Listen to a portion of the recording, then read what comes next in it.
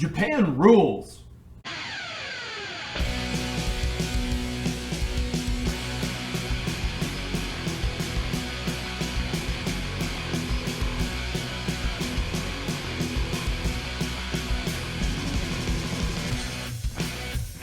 Love It's Random Life. Japan's got some of the coolest stuff ever. They have like every kind of giant mech robot. They've got Dragon Ball Z. Vegeta, what did you say his power level is?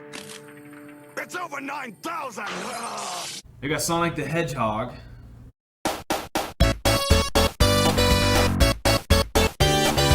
They've got sushi. And apparently foil balls? Apparently, a bunch of people are making these Japanese foil balls.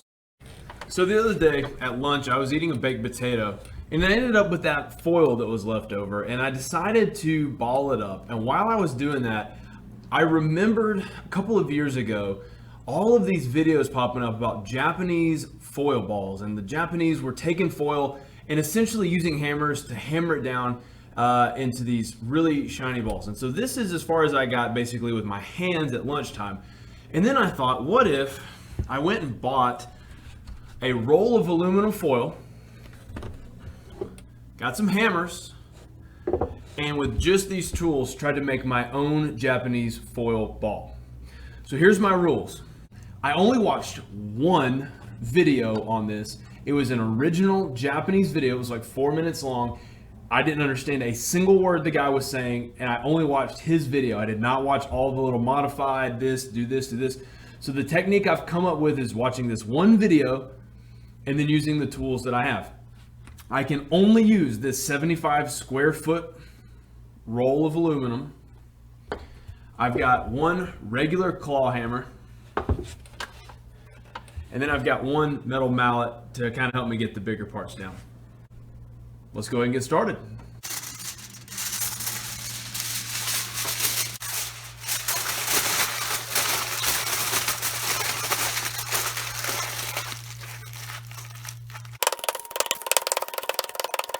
Yeah. Just kidding.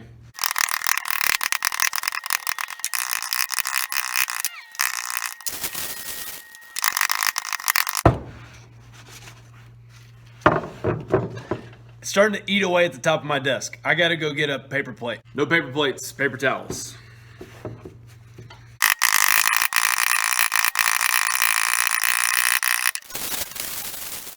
Okay, I'm starting to worry about the integrity of my desk a little bit. I'm gonna finish the rest of this off camera, and then I'll be right back. That was way more difficult than what I thought it was gonna be. So my forearm is like on fire just from over and over again, just with this mallet, with that hammer, just trying to dial in, make this as dense as possible.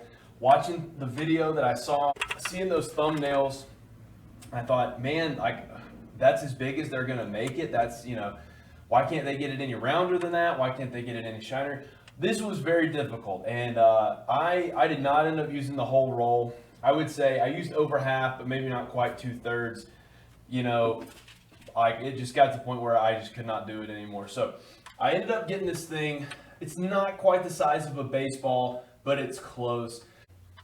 It is relatively spherical, at least compared to some of the images that I saw. So I am happy with that, but it's not nearly as smooth or as shiny as what I had hoped. One of the issues I kept running into, and I was trying to solve it and I never really got a good answer, the edges of the foil just like don't really lay down all that well, and I just wasn't sure how to deal with that. And so this is as far as I got. It's, you know, maybe 45 square feet, plus that little bitty one that I started with from that baked potato at lunch. And so this is my effort. At least I'm going to pause for now. I don't necessarily recommend that you try this at home, but if you're going to, do not do it on any kind of furniture or table. If you're one of my students, do not go home and do this on the kitchen table, and then when mom gets mad, do not tell them I told you to do it. If you're going to do it on a hard, flat surface like the floor, the ground outside, a brick, like something. Do not do it on the floor of your house. Be smart. Do not get either of us in trouble. Also, I did smash my finger a couple of times, and I'm okay, but it did not feel good. And plus, I've got like this, you can't really tell, but I've got this like gray aluminum foil residue, I guess, on my hand. So there you go. Japanese foil ball, at least my best attempt. Kwanzaa, dudes.